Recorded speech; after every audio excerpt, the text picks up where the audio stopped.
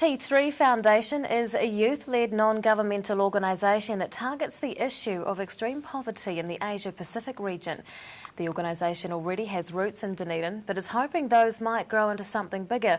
Foundation Executive Member Jarred Griffiths is here to explain why. Good evening, Jarred. Kia ora. Tell us a little bit about the background of P3. Who started it and why? So P3 was founded in 2009 by a group of 4 young New Zealanders, young professionals, who came together at a local Starbucks and thought that there was a huge injustice where they had so much and so many in the world had so little. So from there they decided to take meaningful action, to set up a foundation that has since grown into an organisation boasting of 150 volunteers. We run 8 projects every year. And the founder, Dr. Divya Dar, went on to become the Young New Zealander of the Year in 2010. What's the significance of the name P3?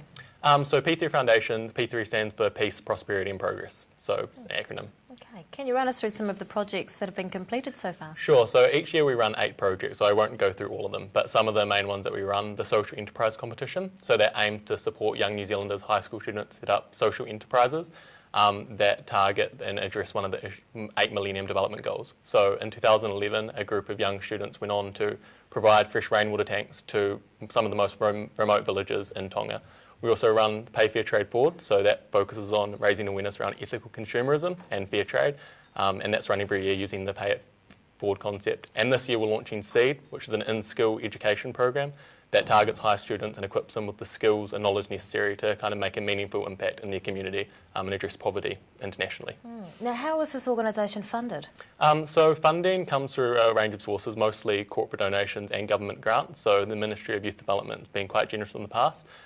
Also, we were just granted last week a sponsorship from the Tyndall Foundation, totalling $8,500 for one of our programs. So mostly just grants and corporate sponsorship.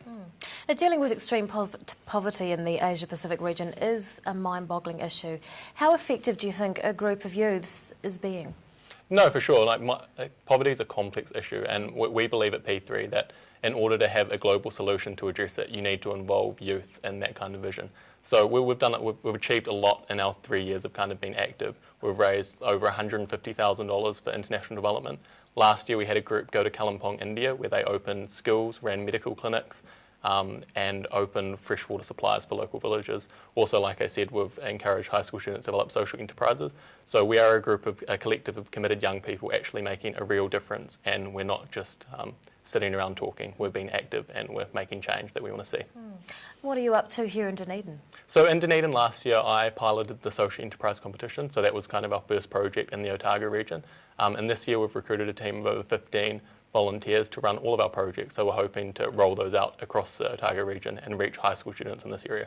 And you've got some plans to expand? Yes, we do. So we're running a launch in later this month, so we're hoping to invite local community leaders, university students and high school students along to learn more about what we do and the projects that we run.